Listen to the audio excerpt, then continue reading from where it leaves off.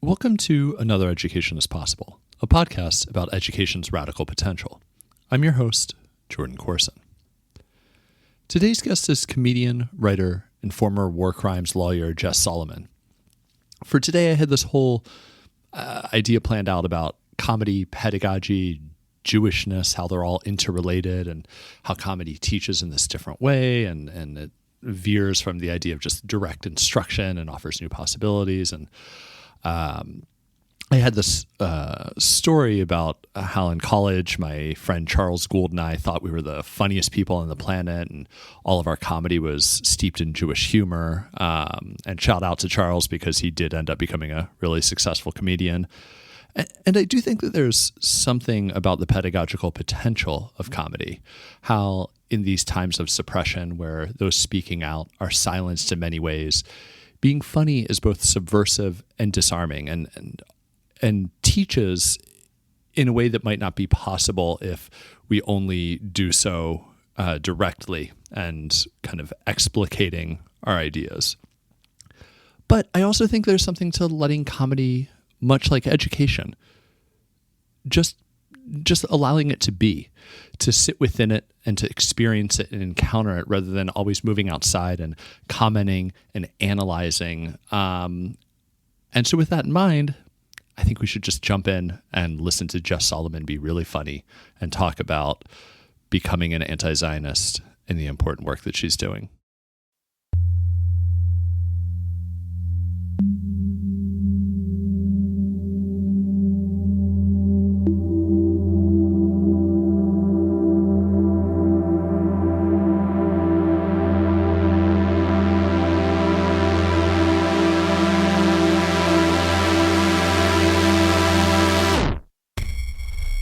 Jess Salomon, welcome to Another Education is Possible. It's great to have you. How are you? Thank you.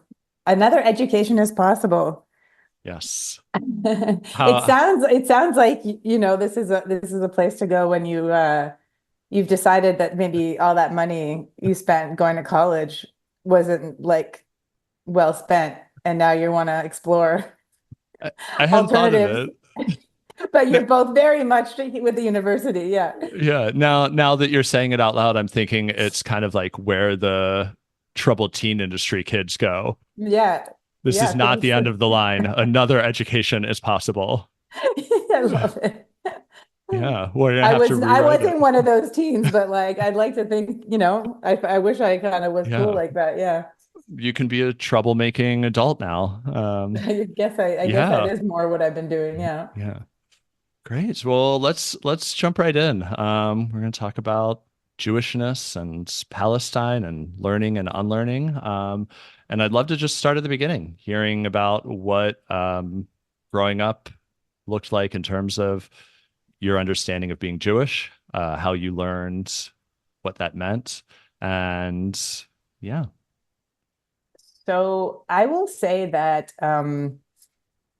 the Holocaust was sort of learning about the Holocaust. My memory of learning about the Holocaust, I think we learn about it as Jewish kids, essentially, maybe a day after you come out of your mother's womb. Like it feels like it's like maybe for boys, it's like after their bris, and girls, it's like immediately or something. Like it just feels so. So I'm sure that I had some idea, like I knew that I was Jewish, quote unquote, but I don't think I really had a sense of what that was when I was young, like little, It was really learning about the Holocaust that drove home the point for me that I was this thing, that I was Jewish. It was almost like a definition in the negative of learning that I wanted to exterminate people like me, people a part of, and that there was nothing I could really do about that, or like there was nothing it wasn't like I could hide it, like they would just know, like that was sort of.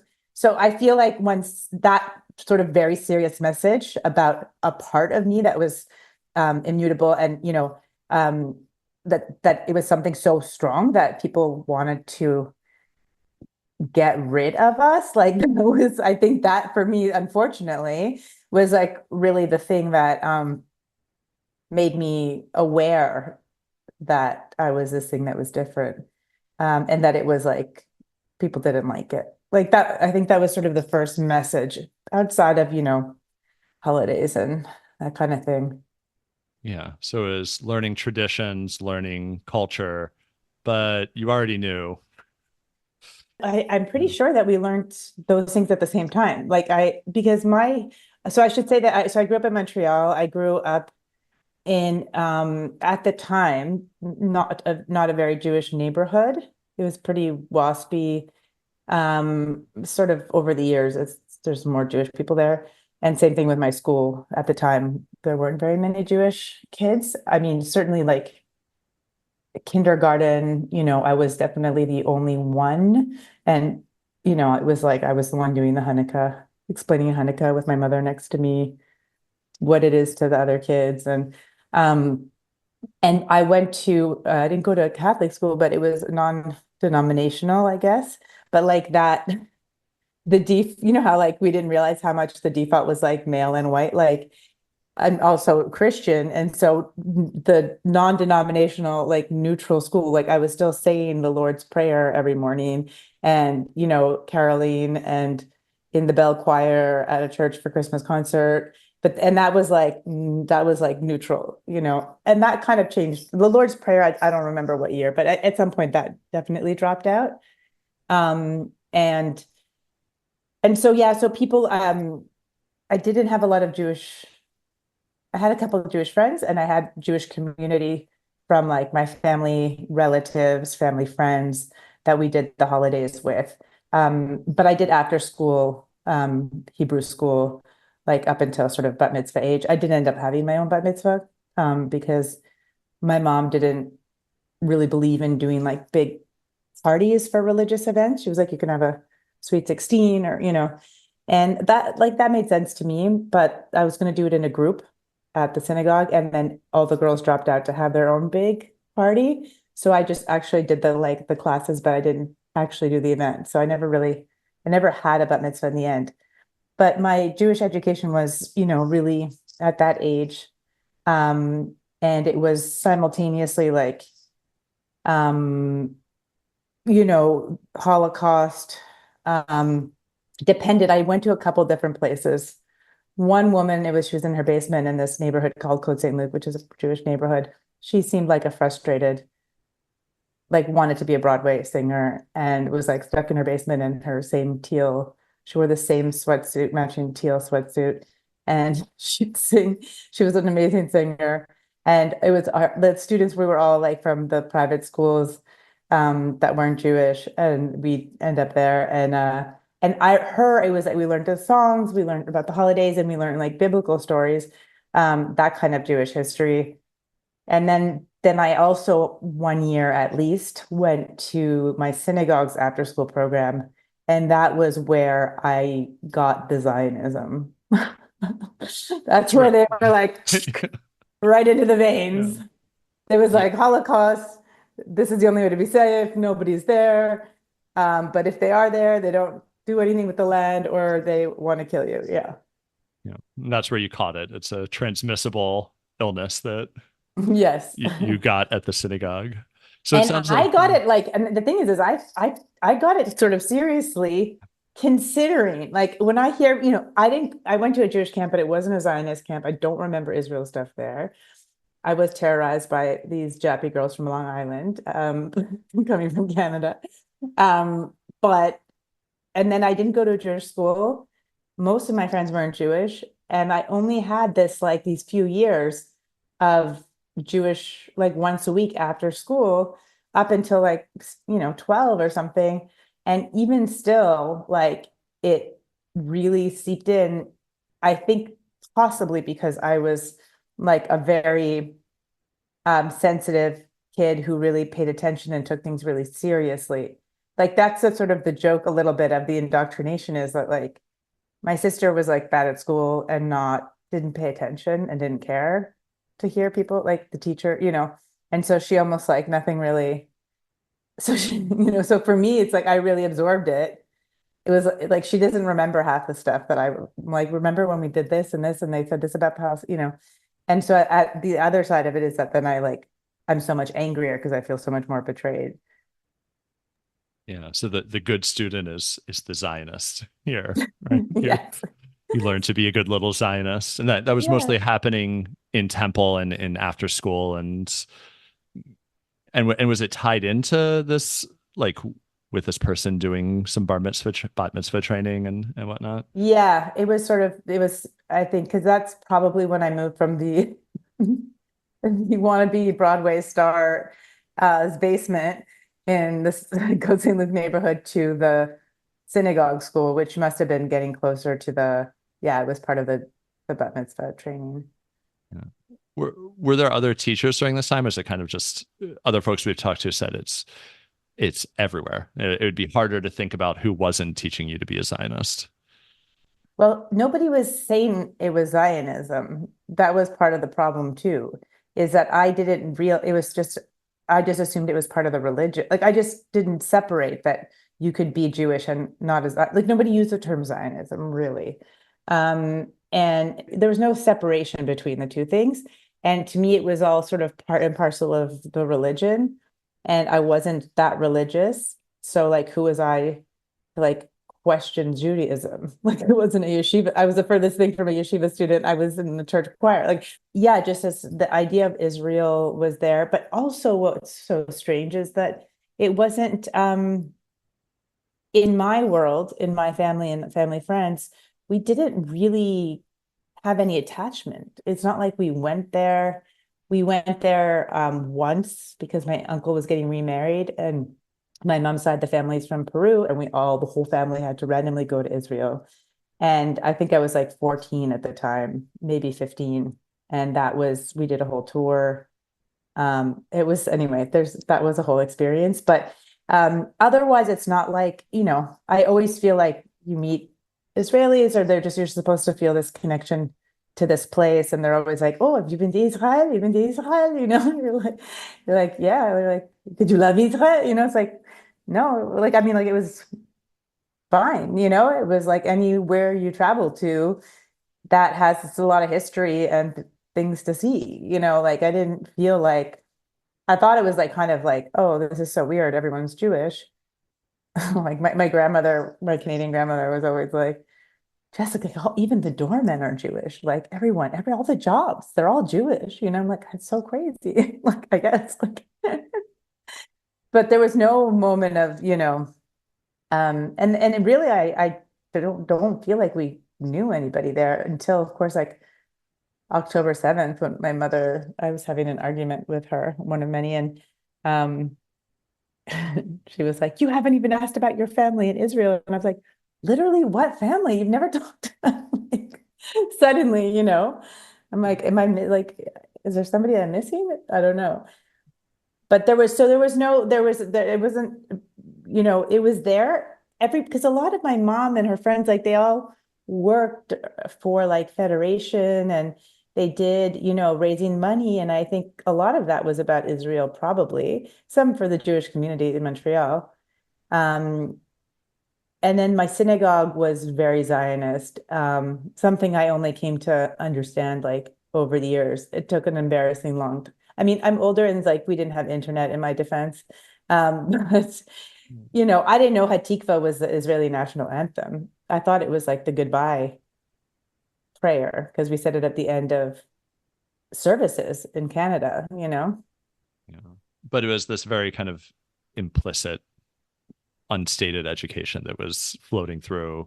It's very similar for me. Just growing up, nobody used the word Zionism, and I think I have like a vague cousin, probably named David, who's somewhere in Israel, and they're always planting trees and all that. But like, it was just this general place that's part of your future, part of your Hmm. destiny. And it sounds like it was somewhat similar for you. Yeah, yeah, and then there was sort of the like the a lot of this stuff too was reinforced. Like some stuff was reinforced by the 6 and 11 p.m. news and just the general North American media. And certainly perception of, or like to the extent that you even thought about Arabs or knew about Palestinians specifically. Um, it was, yeah, I think it was just sort of there. I also was a little bit taken when I was younger with the military, in the sense that I was didn't probably realize that I was into women, but that was like probably part of what was going on, because I also would get, I'm impressionable. Like as I said, like I can get really into stuff. And um even I remember during Saturday morning cartoons in Canada, we would get the American military ads, like the be all that you can be in the army. And I would be like, yeah, like I'd be into, I'd get excited by that. And like G.I. Jane, I was like, because I like sports and, like, I mean, I'm like, and I like, seeing a woman with a shaved head and sweaty, like how guys, you know what I mean? Like, Yes. Yeah. but Yeah. that was also one of the things when we went to Israel when I was like 15 or 14, is seeing the girls that were just a couple years older than me in the, like, it was like a public restroom, and they were like getting themselves to get, like the way that women in a bathroom will like kind of make themselves up in the mirror, but they were doing that, but they were fully dressed in army clothes and like had big weapons, and they were like, as if it was like a purse, they were like fixing themselves up with the strap of their whatever the gun is called. And I was like, oh wow, this is cool. Like that part like kind of got me a little bit too.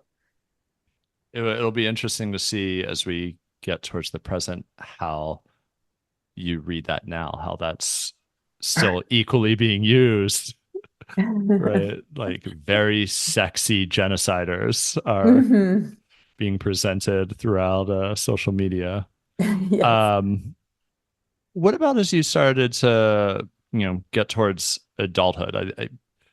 Was Judaism, I know you were a human rights lawyer before you became a comedian, and lawyer was always like I wrote down in my notes here, like my cousin Larry was a lawyer and he was like the smartest family member, and everybody had to think about that. Was Judaism bound up in kind of your life trajectory where you thought education would take you?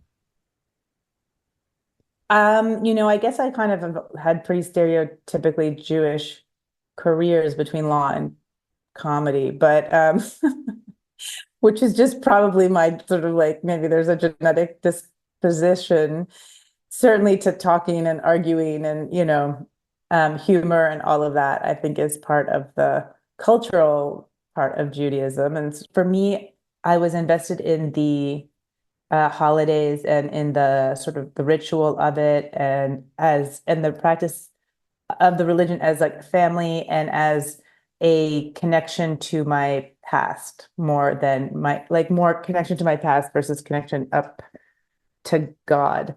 Um, Feeling a sense of pride in it, and in the continuity of it, and not wanting to be the one that like stopped going to the synagogue or whatever. So at least doing it to the extent that my family did before me, my parents, my grandmother, in Montreal, and they didn't, did what I did basically, is that they did the holidays.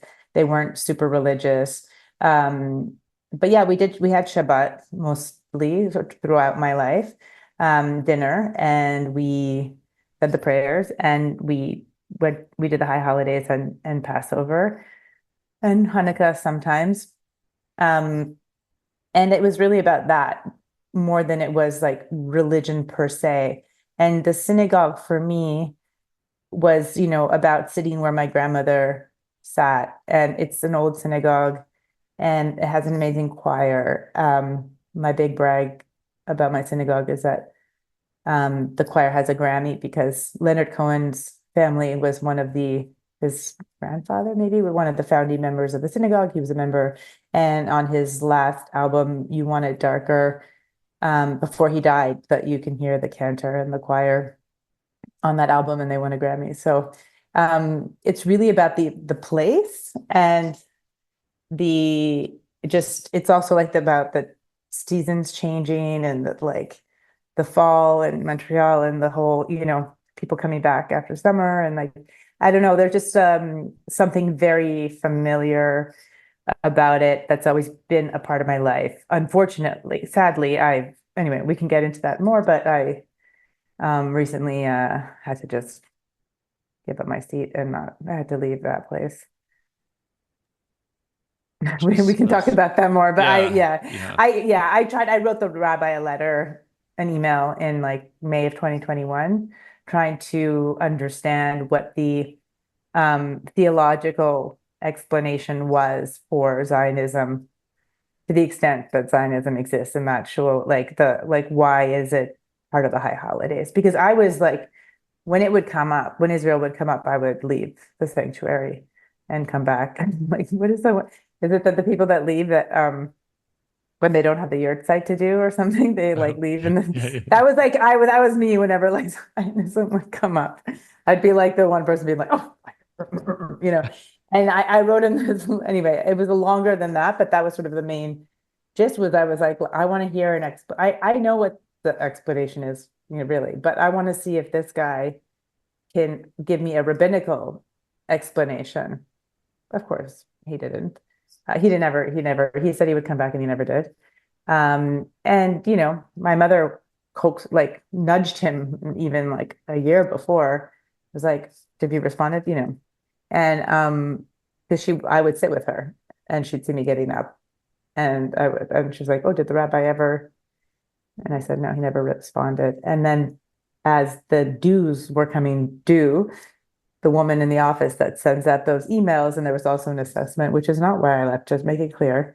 That's when I said, and I wrote this pretty hardcore response to the membership dues, like just in the sense that I was not about the membership dues, but about the fact that I was giving up my seat, and I was like the last member of the Salomons branch of my family that had a seat there. And it's all to say, it was a lot for Sherry in the office to get that day, probably.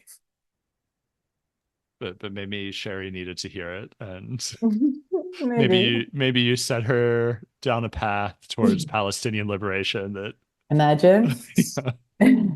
I'm so not an intro to that at this point. I've been like I'm like nation states should not exist, period. Like I'm so far down this road that I'm not for like the uninitiated. Like there are people who are bridge builders and more diplomatic and have the patience for that. And I do, we all have our role to play. But maybe you have the bewildering. I've had a lot of folks respond to me. They just don't listen to, but they hear from some of my Israeli friends. They're like, but they're from Israel. How can they believe that?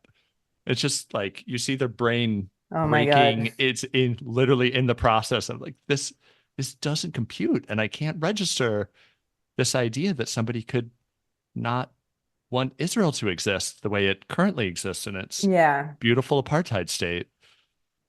They also just think when you're saying, I don't think Israel should exist, it's like, I don't think that it should exist in this form. They're like, you want everyone to be eradicated. I'm like, no, dismantle the system, dismantle the ethno-state, which by your definition means that there's no Jewish state, but there's no way to believe in democracy and human rights and also believe in Israel, like in the Jewish state in this form. So, but it's seeing the the smoke's coming out of the ears as they're trying to do because it's just very hard for them. It is hard for them to a certain extent, and although they do to other Jews, it gives you one sort of like protective shield, because they can't say you don't understand, you don't know the history. It's like, no, but that I learned exactly what you are telling me, and I used to say this too. And but to be Israeli is like, oh yeah, that's like, forget it. Then what is a stupid diaspora person going to say to you that no, actually, this is for your safety, Yeah. Well, what do you even know in New York, where us in Tel Aviv, we know the real Israel. It's literally, it's the one example of a war war, whatever, where where I think people know less being there, like in terms of Israelis. A lot of them, know less than the rest of the world because they don't have access really to, they don't know Palestinians, they don't have access or choose not to have access to information. They're indoctrinated from birth, not just into Zionism like us, but the whole society revolves around the military. Like think about what the US military does and how these people come back. Now imagine all of the US was in the military. Like that, you have to necessarily dehumanize another person, the enemy, to do your job in any military. So necessarily a whole country that is in a military and it's always one enemy is the same enemy. It's not like the US where it's like, okay, could be different ones and for different periods of time. And these people are you living with them and they're the enemy of like it's sick, it's like there's a podcast called Disillusioned. I don't know if you've heard it. It's not to promote on your own Please, no, on your podcast. Yeah. It's a woman named Yahav, and she's Israeli, and she interviews. It's called Disillusioned. She interviews Israelis on the deprogramming, on the unlearning process, and what it was that opened up their mind and started the questioning. And so it's a different side of the coin of, we have our own process here. But in listening to that podcast, I got a lot of sort of details on the way the education system works and the way the life is sort of around the military service. And like through people's personal stories, you get so much sort of rich detail that informs some other piece of what that world is like. Yeah. I mean, first off, that sounds amazing. And I feel like as a crew getting into podcasting, feel like a bad podcaster to not know that. That sounds like a fantastic one. A lot of people don't know it. It's not like Joe Rogan or something. It's not on the charts. If only we could all be more like the Joe Rogan. What is it? Experience? Is it experience? Yeah, that's what I think so. I think so. Yeah, but I think that also gets at the first guest on our podcast was Raj Siegel, and I kind of had this very difficult moment at the end of recording our first episode where I said, we did the same approach like with you, or talked about his life growing up in Israel, all of this, and I said, what do you think we could say to a 7-year-old Raz or 9-year-old Raz who's living through the first Intifada? He said nothing. There's no learning possible. There's no deprogramming, unlearning at that point, right? It's so, as you said, so deeply enmeshed and built into the fabric of Israeli society. So, I mean, let's talk about how you got there. Maybe starting with, what led you to be a lawyer. I went after my GI Jane, and sort of fawning over the Israeli soldier girls, I went and got a liberal arts education, which, as we know, is the big corrupting force. And but I was someone who I was always very sort of justice oriented. And really that was the other side of it, because I was so traumatized by the Holocaust as a kid. I wanted, and I interviewed Holocaust survivors it was an oral history project from the Genocide Studies Department at Concordia University in Montreal. We had a lot of Holocaust survivors at the time. I mean, years ago, I don't know how many there are now, but at the time I was going to a lot of older people's apartments and sitting down and like having tea, and they were telling me their stories. And so all of this to say that, from that early trauma of the Nazis are going to come, they're going to get me, they're coming to my school, like every night there was about Nazis. Um, I I kind of continued a little bit down that road of wanting to work. I don't know if it was law, but it was definitely, in something to do with making the world better. And I landed on, human rights work, and that kind of led me to law. It wasn't that I was dying to be a lawyer. It was that I realized that I could not be a doctor because I am very weak around blood, and I would faint. And also I'm terrible with math, so I couldn't be like an engineer and build the wells, or like I just, it sort of was like by process of elimination of my weak constitution and lack of science and math skills, that I was like, well, I guess law it is, because I'm not going to be a forensic investigator digging up mass graves. These are like what I thought my options were. It was like in the human rights world, it was like digging up mass graves or being in a court. And I was like, court. Um, yeah, so I ended up going after undergrad, which is sort of where I got introduced to the topic of human rights. Sort of in particular in this one program that focused our year was the focus was on refugees, migration, and global security. I There was a speaker at a conference that the students, the program, and we organized, and it was a law professor that came from Montreal and spoke, and I thought he was really amazing. Um, Turns out to be a very fast forward um, disappointment on Israel, all the while remaining an incredible advocate and the real deal on with respect to every other country in the world, and freeing political prisoners. But he was a professor at the law school at McGill, and so I ended up going to work for him, and as an intern, and then I went to law school at McGill. He had sort of a like NGO set up in the law faculty, and then I ended up studying law at McGill, and then going down.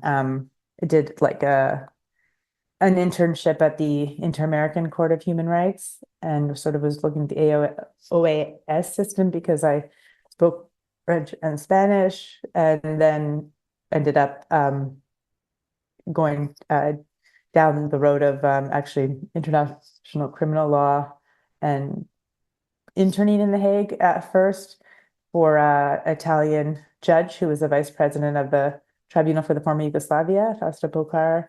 And then I went back to Canada. I did my bar. I worked in the DOJ in Ottawa for a year. And then he was elected president, and brought me back with a few other people for his office.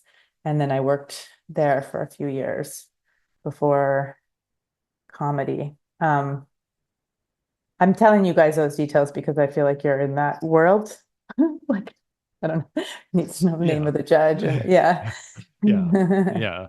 So I assume then it was a linear educational process. You went to The Yeah. Hague and immediately saw whose human rights were being violated. Well, Anti-Zionist, end of story. You're all no, set. no, no, no, No. no, no, because still, I mean, forget it. This was still like, I think when I was in The Hague, that's when I remember getting on Facebook for the first time. So like social media was still early days. And I just say that because so much information and so much learning has happened because of that. It's really yes, when I was in The Hague, the case, the advisory opinion on the wall judgment was issued, and I remember, like, I feel like they brought, how Israel, like Zionist, like the whole point is to keep traumatizing you, right? You're never supposed to heal from the trauma. Like, it's the opposite of everybody else. Like, the idea is to keep the trauma very much alive, even when it's crazy for a kid like me to grow up in a privileged neighborhood in Canada and be like prepared for Nazis to show up at every moment. Like, it's not like, yes, never forget, whatever. But anyway, but yeah, I have a memory of they brought one of the bombed out buses and like put it in front of the court.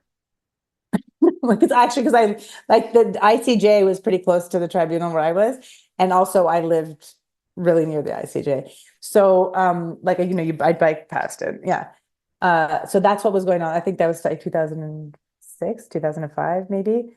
I don't remember, something around there. And then, so I got to understand I knew the international crimes Israel was committing, but I had yet to consider anything from a Palestinian perspective. And that's like really the thing that shifts the ground, because at that point, you're safely in liberal Zionist territory of these are crimes, they should be held accountable, the settlements are illegal, this disproportionate use of force, indiscriminate, whatever. But it wasn't, I mean, it's embarrassing to say, because at that point, yeah, I had a lens on the crimes that were being committed and that I thought that Israel should be held accountable for. And I didn't think it was the most immoral army in the world, and I thought that they were committing egregious crimes. But it's like I still wasn't thinking about Palestinian people until I then left The Hague. I went back to Montreal and I started doing comedy. And when I started doing comedy, I met a comedian who was also working at the comedy club, who then became my wife, who was Palestinian, Iman El Husseini. And she was, I don't know, I think she might have been the first Palestinian person I met in my life. But also a lot of people didn't say that they were Palestinian, which is something I've now, in retrospect, and because I've gotten a lot of comments from people, and anyway, heavy stuff, but just in the sense that I get it makes me emotional to think about these.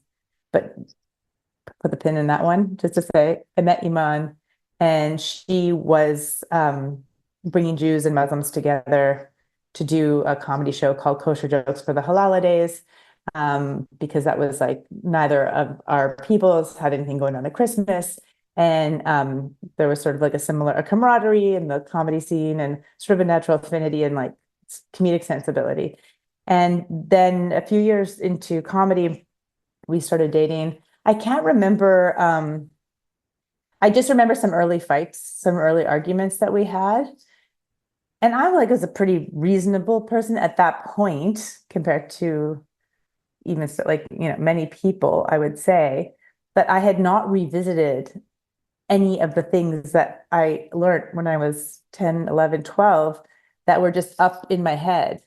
I had never considered that I needed to verify any of that. It just sort of went in there, and suddenly, we'd have these arguments, and I would say things, will you guys never, recognize, you don't accept Israel's right to exist or something, And she'd be like, number one, that's not true. And she's like, and has Israel ever recognized Palestine's right to exist? And I was like, obviously they have, because nobody asked that, because it's already been answered. At Oslo, didn't they there? And she's like, and I was very I had already been a lawyer in The Hague. It's not like I was an idiot, I had 2 degrees. And I was saying things and she's like, well, where did you learn that? And I'm like, I don't know. I guess it's just been I'm just saying stuff. Where is it coming from?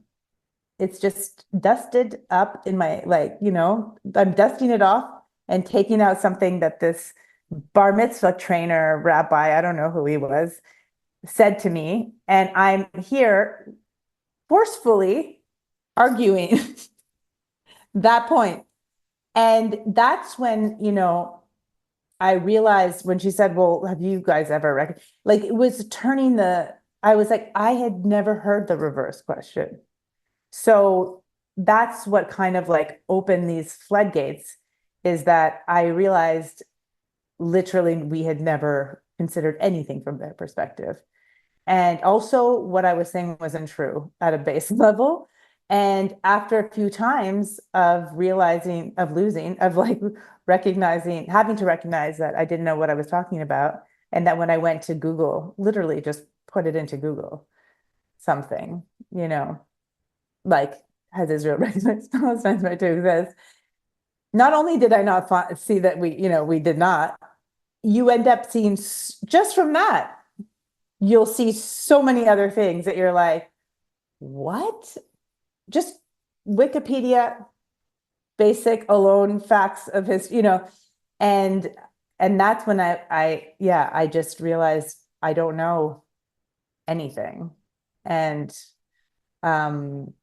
it took on me dating a Palestinian person, which is hopefully not what, 9-year-old Raz Segal like needs to do, but there is, it is, for me, that was a huge thing. It was and also because I know I'm talking a lot, I will say one more point about this, which is, we aren't taught about Palestinians as a people, where they're just Arabs like everybody else, which is why that argument of we just want this tiny piece of land and they won't even let us have this tiny piece of land, and look at all these Arabs around us and they say that we're colonizing. How could they say that? Look at how much they have, look at how little we have, that whole like pointing at and to buy that argument. And like you can see how that, if you're kind of not thinking about it too much, or you're young,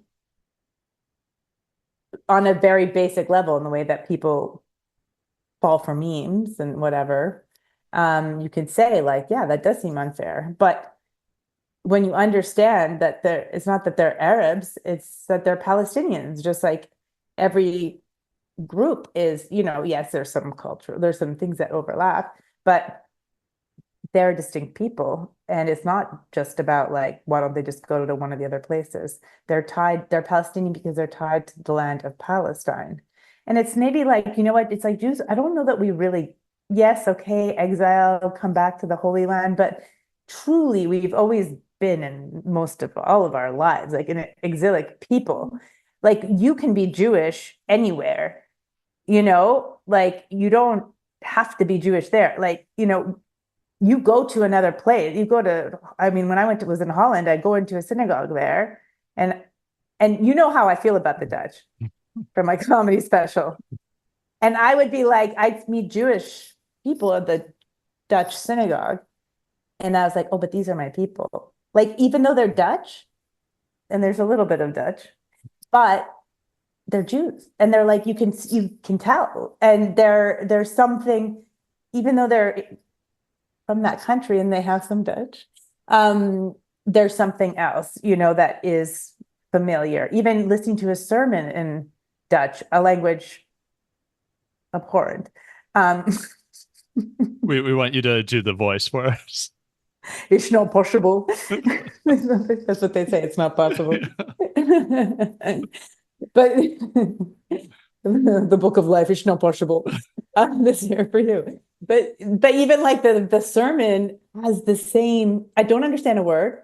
They're speaking in Dutch, the rabbi, but it sounds like a sermon. You know what I mean? It's the same cadence.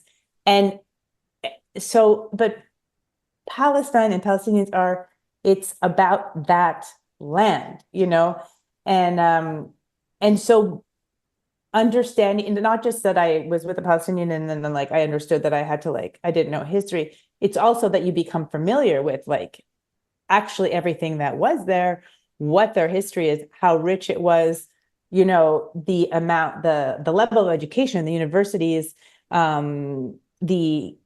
well, anyways, you guys know, but like, it's the literature, the music, the food, like all of these things also that you gain when you're dating someone too, you also get very familiar with their culture and but in this case, it also illuminated the fact that like, oh, right, they're a people, they're not just Arabs. And that was also like a real game changer, because in the same way that I hadn't thought or asked any of the questions from their perspective, I also didn't know anything about them as a people. Yeah, I think one of my favorite concepts, I don't know what you'd call it, one of my favorite Jew things is in there. It's having a moment right now for, I don't know, for the 15 lefty Jews that are still left in the world of Deutheit, the idea of here-ness, and that you are Jewish where you are, right? Mhm.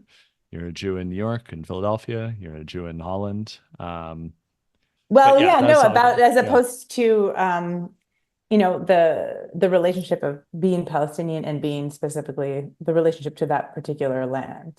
yeah, Which maybe, I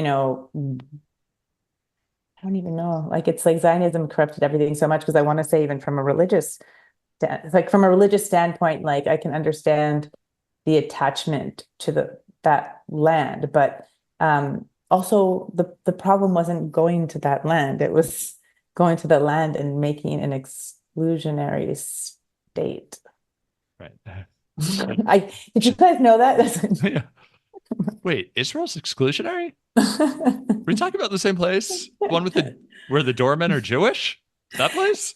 The doormen are Jewish. What more could you want? Don't ask more questions than that. Uh, yeah, yeah. We don't need to talk about The the mailman, company.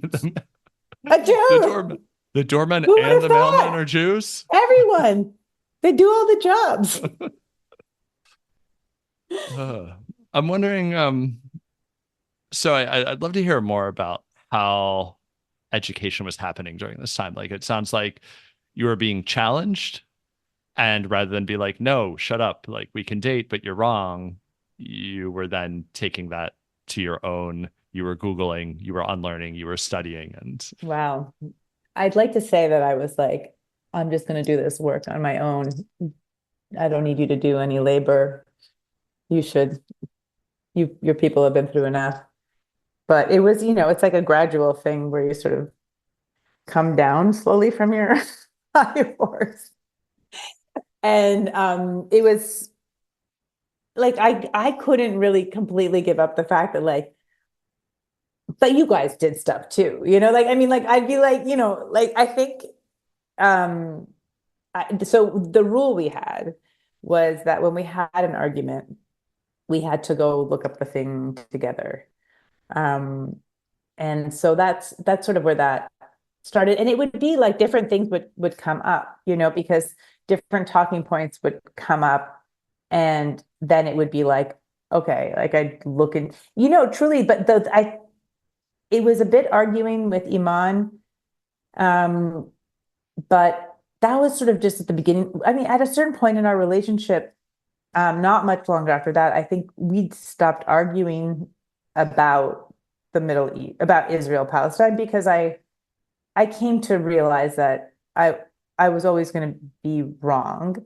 And then my learning was mostly accelerated by Israel's atrocities. Like it was when the level of bombardment of Gaza or something happened that rose to the level of international news and captured, the attention of the world as opposed to like sort of the everyday slow ethnic cleansing. That was when I would learn a lot. Like, so it started in 2014. Also because I started posting in 2014 about this and about the bombardment, and it was like slow.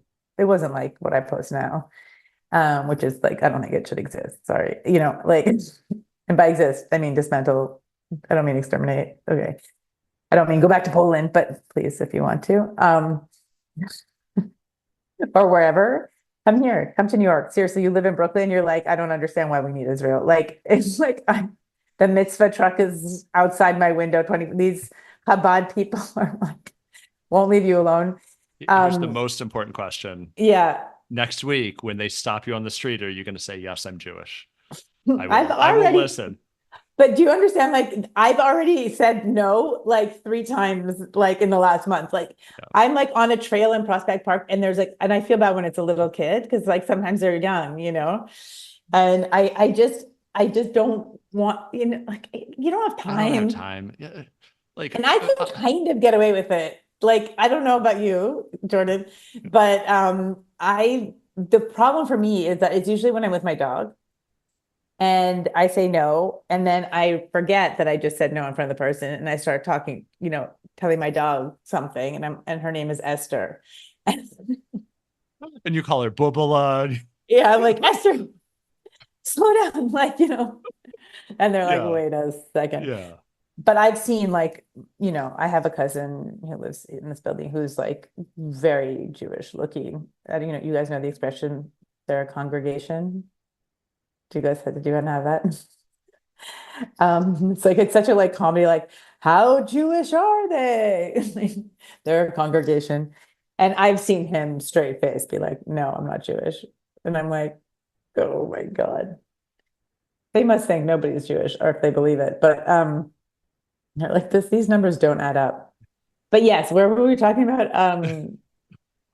Kind of you'd like to say that the labor was not on your ground Oh at the yeah, so we time, would. but Oh yeah, so it was and that was sort of the thing is like I'm like, does Israel realize that every time it does it commits these large scale atrocities that break through to like international media, that it is causing a whole group of Jews in the diaspora to Google stuff and be and unlearn. I think that that's the biggest catalyst, because you post about it, like even to something in 2014, I would have posted something pretty low key. And people start to come at you on Facebook, at the time, Facebook. And you get into a back and forth. And when you're in a back and forth, you got to go to the internet, you got to check things out.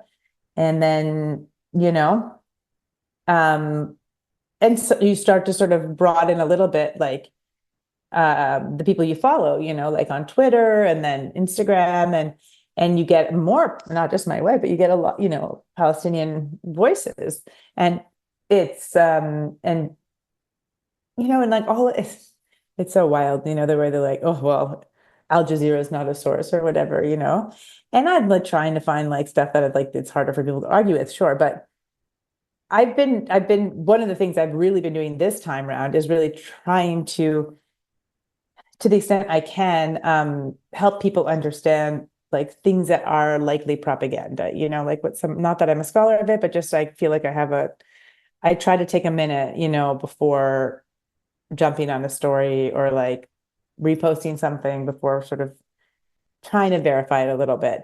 And I have realized, and in doing that, Al Jazeera hasn't been wrong about anything. Like these in the Middle East, these places, they come out early because they have people there. And even when it's just someone on the ground who's not a reporter, or they're a person in Gaza, they're that always becomes much later, like finally in some part of the New York Times, or like, you know what I mean? Like they're never, I don't know where I was going with that, but yeah, but this is where the learning happens, basically, is like it's expanded now because of the sourcing, and obviously watching what we've been watching in real time. But it's opening the sort of the number of accounts that you follow and the voices, and it's not just Tom Brokaw, old reference, but like it's not, definitely not Jack Tapper or whatever. And so I'd see something like, an example is like those trees, it's like I see somebody post um that the trees are an ethnic cleansing project, and I'm like, and now I know not to, I don't just like argue back without like looking it up. And every time I look it up, it's like a horror show. It's like an onion you keep peeling, and the next layer you're like, no.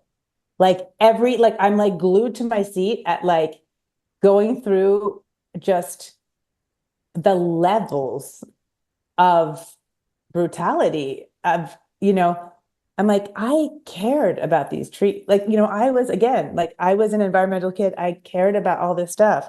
And to have felt like used and made complicit in this ethnic cleansing tree plant. And then the trees aren't even environmental. And they're like, it's just, and I'm watching this document, and so it starts like with, in 2021 it was the trees, but this time went a little bit deeper. I don't know, what, I saw somebody post something about the kibbutz system as like, it's, I always thought, okay, well, at least they were like socialist, this like utopian kibbutz system. I hadn't, again, really questioned it.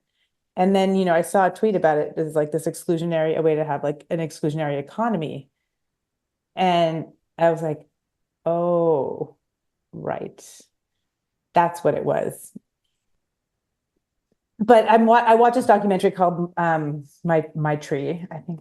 Anyway, this guy from Toronto, he gets a tree for his bat mitzvah planted in Israel. Years later, he goes to try to find it. He learns about Canada Park. And it's basically, I don't know if you know about Canada Park, but it's funded by Canadian Jews. So you can see like even the names I like recognize, and it covers up 3 Palestinian villages that were demolished in 67 over the Green Line.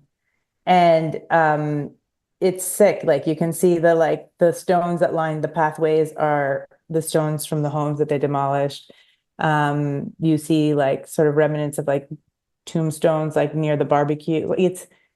And then anyway, it's a really good documentary actually, and he ends up connecting with a Palestinian man that was from one of these villages that now lives in Texas, and they have this guy kind of goes into it seemingly like just kind of very innocent, and he goes with his camera, and the JNF is like, no, filming here, and he's just like, what is going on? Like, why are they like this?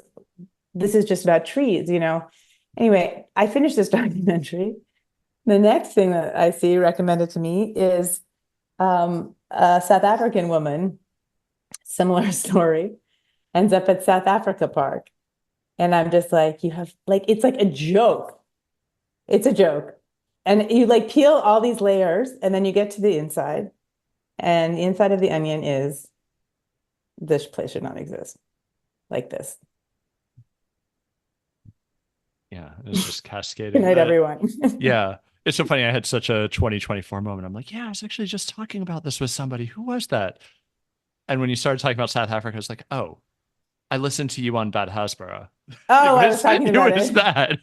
Yeah. I've been doing my rounds. Yeah. Which I think maybe is a good place to ask, like, how has this come into comedy? The last part of this podcast is supposed to be learning, unlearning, and then the way that folks are working to make other worlds, make more liberatory worlds through education. So how is comedy finding its way into all this? I know that's a comedian's favorite thing of talk seriously about your No, I mean, so I think that it's been hard for me to tap into comedy. I mean, there are moments I have some new material about this for sure. But a lot of what I've been spending and I should say this was part of my act before, because necessarily I had a whole duo act with my wife. And so it was, we talked about it from the perspective of a marriage, and like in general, mostly I approach stand up, which has to be a little bit more evergreen than sort of jokes or tweets, that live in the moment. You build an act and you sort of build out larger bits and jokes that hope you can, take on the road or tape. And I always come at those I come from a personal perspective of what my experience of the moment is, out to like the political. So from the personal to the political. And I was like, really took on this project of like, not so much attention. I just didn't think, I knew that there were a lot of because people who aren't Jewish, they don't have to unlearn and learn. They just have to learn. It's much easier. So all like the white people or Black people, Asian people, whatever, non-Arabs, non-Jews, they're like a lot of them here, they sort of were told it was complicated. They didn't feel like they should get involved. And they were also indoctrinated to some extent with like Western media, but that they've sort of broken down, for other reasons here and there. And so, but those people, when they post, get attacked, like someone pops up that they went to camp with, that they haven't heard from in 20 years. And it's like, hey, like, I know, like, you mean well, but I think you should know that you're spreading hate, and you just don't really understand the history here. It's like really complicated.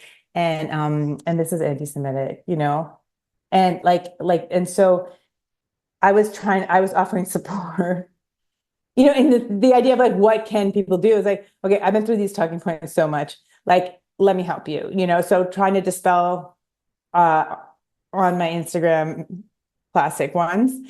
And also in my DMs offering like a support service, basically, where I'd be like, okay, what did they send you? I'd send them like I'd send them an article, this is what you should say. It's like an advice column, a very fucked up, like Delilah, um, call and show my DMs.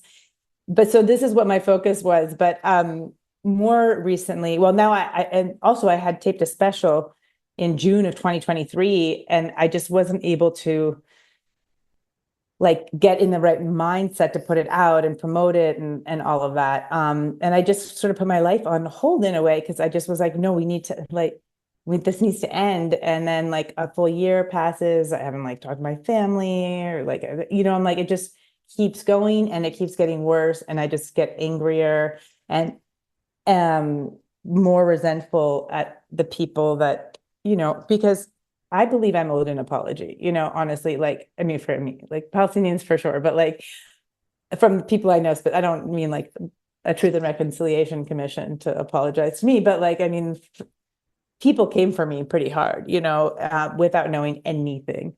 And I didn't write a textbook case of genocide, but I did on the 12th or 13th say that a genocide was being announced, because it seemed very obvious to me.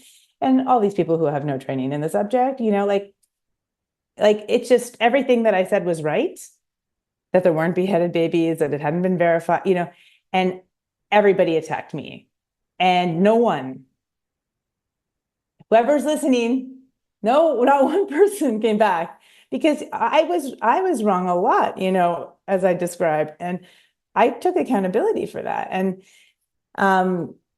anyway, obviously you can see I'm very angry about this, but all this to say, I've recently I put out the special, and I've also been trying to work on, and had wanted to do this before October 7th, a show like on this subject of Zionism, the unlearning learning process. And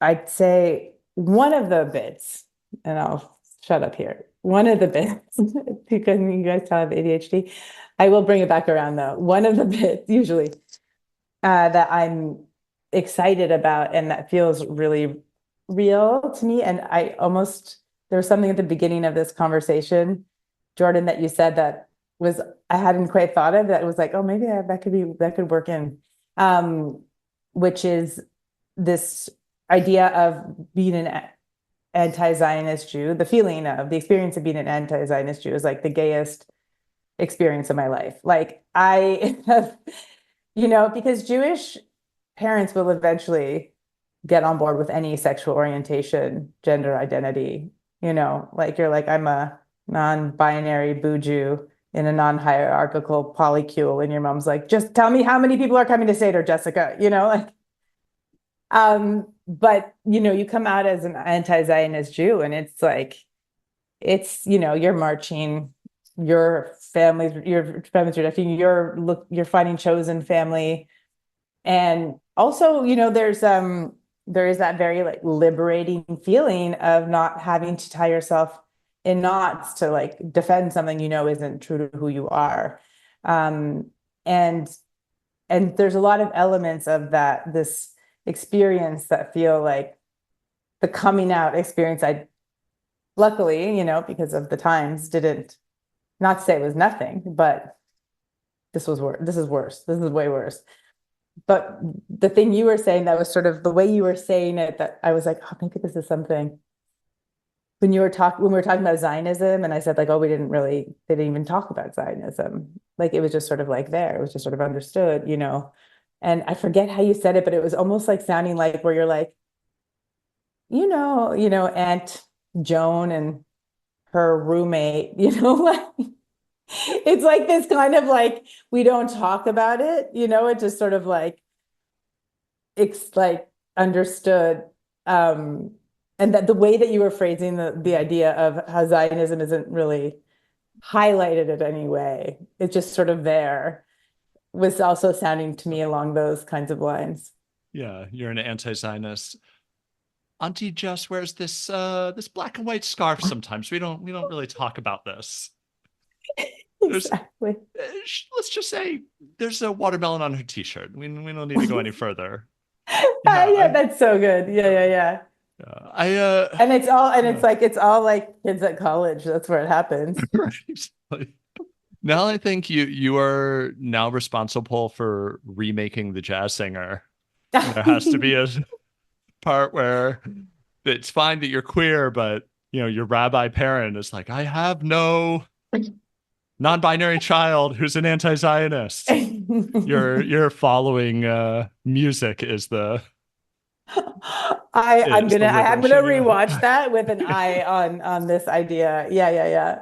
Yeah. So you guys, you agree Yeah. there's something there. That's a good, it's a Yes. good. Yeah, you should go with this. Yeah, I'm wondering how this works in the world of comedy, because I think my knowledge of comedy was always similar to exactly what you're saying, that like you don't talk about it, but it's very much dominated by Zionism. Mhm. And at the same time, since October 7th, a lot of my very unfunny lefty friends and I have been sending stuff from you. And it's funny, I always end up calling Matt Lieb Matt Rife, which is about as far away as you can get from two comedians. So Yeah, not but you not know the what? misogynistic right-wing Yeah, douchebag, but but they have such similar coloring, they have the light eyes and the same. yeah, I hadn't, no, it's true. Like yeah. Matt Lead could be, yeah, like his non-plastic surgery, older Right. brother, Yeah. Yeah. Who's Jewish also cousin, an yeah. ethical Jew. But I'm wondering if there's something happening kind of in the, like, if there's the building of a congregation of comedy, what it's like in general to navigate comedy right now as an anti-Zionist Jew talking openly about Palestinian liberation, and or if that even is an issue in the comedy world. I think it's an issue for me, because it's not just that I talk about it online, it's that I talk about it on stage. Like it's just hard for me. It's been hard for me to write jokes about other things. And I have jokes about other things, which I could do, but like this is what I want to be writing about. And so, or at the moment anyway, like I think there's a sort of other things I could write about, but this is where my head is at. So the problem is like, you know, if you do this material on stage, and it's happened to me a few times, there will be an Israeli typically in the audience who loses their shit. And because they are not used to, they think they're in New York, they have sort of some idea. I mean, I think they maybe have some idea, Israelis, of like that a lot of people are like not with them, maybe even in the death, like that they see, but when I'm telling jokes that are where Israelis are the butt of the joke, let's say, or Zionists, but let's say I have, but Israelis, and they hear a whole room of people laughing, like that is like one of those moments of like cognitive, they're not used to um of being hearing that and then hearing a whole diverse room of people, including Jews, laughing. And so they will get upset. I mean, they'll typically leave, thankfully, but then they'll complain to the club. And, there's the threat, there these places they worry about, like they'll protect me in the moment, and they may or may not give them their money back. I don't know. But there's always a concern that they're going to go online and like Google review it up and like who knows what group and what organization and like how our people are. You've seen the thousands of anti-Semitism groups that are essentially like docs and hate groups at this point. And so they're worried about that. And there are a lot of comedians in New York and they don't really want to tell you what to say or not say on stage, because that's, kind of a no-go art wise. I mean, they could, I guess, but it's just easier for them not to book you and to have someone who's not gonna put them in that situation. Like, it's not that they're not gonna have to deal with that. There's like no shortage of comedians here. So, these things are sometimes unspoken, sometimes not. But it's been difficult for me in the sort of club world. And I haven't even tried on the road, partly because it's been like, I just have been paralyzed really by this whole thing and by following the news. And like, I just, yeah, for like a little while, I was like, well, how could anyone even be traveling at the time? I'm also having a hard time just relating to people who don't necessarily disagree, but who are just living their lives, and um, so it's like in some ways it's just been more isolating. So it's hard to fully say what the impact has been, but that's a little bit the picture for me. But I'm sure everyone is it's different for different people. Like some of that is such a personal, like has to do so much with your like physiology and like what your constitution is and like how you can handle these things, and I'm not great at it. Like I'm very sort of all or nothing, and hyper focused. And uh, so I think there's the structure of it and the sort of the Zionism of it all and the business. And then there's people with different sort of physical makeups and, that may be managing differently. I'm kind of coming out of it in that I'm starting to it's been so long and I'm starting to find some jokes, which means that I'm able to find a little distance to be able to write the joke, to process it like in that way and to feel excited about doing it. And then it's just, at the same time, you can build your own audience these days, right? Like if you're good at putting out content and making videos, there will be venues. It's a bit more independent, maybe what you have to do. Yeah. Come to Philly. JVP Philly will turn out. Oh yeah. You know what? We'll be there. Yeah. I have to go on like a JVP tour. I did do a Yeah. show for Jewish Currents recently, which was lots of fun. Matt was on the show too. And then I also went to Montreal, went home and opened for, do you know Noam Schuster Eliassi? There's this great line from Noam Schuster about how Palestinians don't have anything to learn, the press don't have anything to learn in the West, for us global North Jews. Who's the audience here? Who are you trying to teach? The filming on the full length documentary just wrapped with the taping of her show in Montreal. So I did an opening set there. Oh, that's awesome. Yeah, because Noam has a great audience and brings together a lot of the community that in every place, between the Persians and the Palestinians and the other Arabs and then all the lefty Jews. So that's like an ideal audience. And and I was joking when I introduced her, but it's like it's good to be like, and I have an Israeli friend. Yeah. Did you guys? So I'm sorry. Did you think that you could, I hated it. No, because I have an Israeli friend.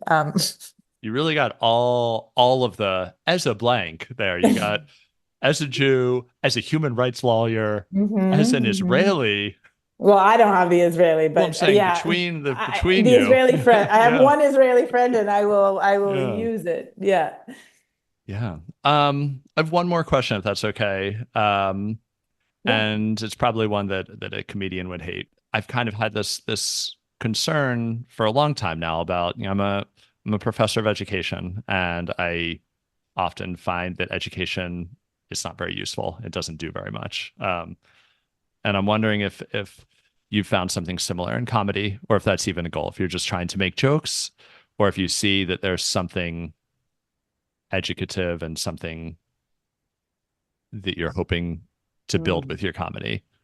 Wait, do you feel that way about education, just with respect to this topic or in general? I think with, I like to think about unmaking oppressive worlds and building liberatory collectives. It started bothering me around Trump with the idea of like, well, if people are just more educated, and like, well, education doesn't lead. Sometimes education leads to genocide, and that's just what we have to deal with.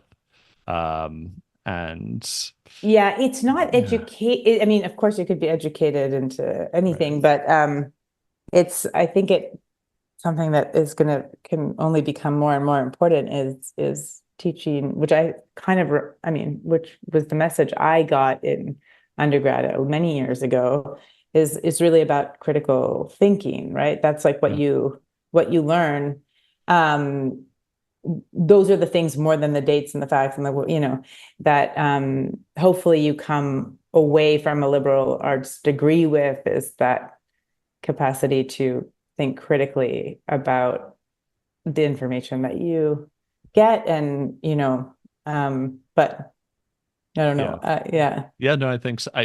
And please, if like I I know. teach, Okay, I I'm like, teach, I teach future teachers as well as I teach classes and that say the opposite, but still about, fighting. oh, I know, because no, I know. I'm Yeah. just like, I can answer your question about me, but I'm just like, Yeah. No, what are you I mean, I'm saying? still fighting for public schools, and I believe in teachers, and I believe in the possibility of, yeah, questioning, and I believe in the work of the collective work of learning. And at the same time, I also think that I used to think that that's where changing the world was going to happen. And now I just think that so often I encounter yeah, criticality and knowledge production can still lead to oppressive ends. But Well, I no, I think, mean, yeah, like, no, but these are the things that like youth people that aren't comedians think, because I thought it too when I decided to go into comedy from law. I like was watching at that time, Jon Stewart was like having a real impact on the yep, conversation. And I started to see comedy as a form of advocacy. And then, when Trump got elected and there were all these lawyers with their laptops at JFK getting an injunction against the Muslim ban, and I was like, I don't think comedy can really help anybody.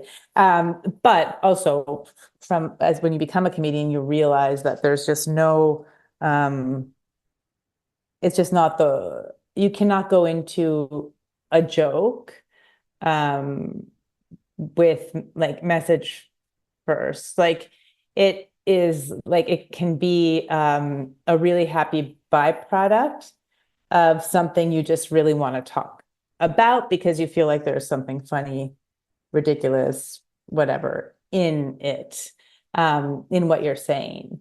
Because when you're trying to teach or say something, and that's like what you're, leading with when you write the thing, it rarely works. Maybe a clapter, as they call it, reaction, but not true laughter. Um, it's very much like, for me, when I've been asked this or thought about it, akin to a judge that decides what outcome they want in the case, and they reason backwards from it, and you can kind of see it. Um, so artistically, it's not how to think about it. It can be a happy accident. And comedy certainly holds power. It's also sometimes just the fact of seeing and learning about, like, with my ex, with Iman, like she was often the first Palestinian person anybody knew, and she was performing and she was hilarious, and she drank, and she was like, she called herself like a cleavagey Muslim, not a hijabi. And just that kind of it's not just representation, but like, when you find yourself laughing along with somebody, it's like a very bonding thing. And laughter is a visceral reaction, sort of. So you, in a lot of ways, it's difficult to argue with. If you're laughing, it's because you like recognize something. And then just the act of, in that case, let's say like Muslims and Jews at Christmas, like laughing in a room together already is something too, you know. So it can be powerful in that, you know, it's also can be very digestible way to get information or learn about something. But I don't know. I mean, in terms of what comedians can do, save the Republic, I mean, it might be limited. The whole system needs to come down or something. I don't know. I mean, I go between thinking, like in the US in particular, but you know, like I don't know what the thing is in Canada that why like we're not, you know, things are not on Israel, forget it. Terrible. It's not so different. It just doesn't have money and power to do what the US does, but settler colonial country, horrible to the indigenous people. But there's a lot of things that have prevented a similar slide into fascism, at least at the same clip as like many places. And education, I think, has to be one of those things, like that, and you know, having healthcare, just having sort of more physical security in a population. But education is part of it, because it's when people are less, when people have more opportunities, when they're more taken care of, when they're less insecure, I think that it is one of the things that prevents fascism, I think. I would still hope. Maybe. I mean, it's already here, you know, as people say. So, but you know, but you know, as it could get so much worse. As seems to always happen on this podcast, we end on the happiest note.